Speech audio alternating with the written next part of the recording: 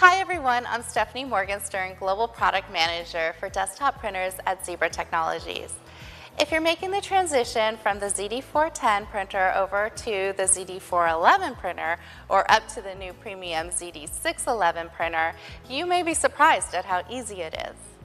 At almost the same list price, the ZD411 is truly a direct replacement for the ZD410 printer. The ZD411 has faster data processing speeds than ZD410 and field upgrades, including a new optional wireless connectivity kit.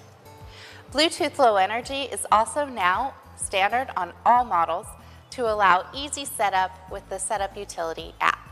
The new premium ZD611 printer offers faster print speeds of 8 inches per second with 203 dpi print resolution.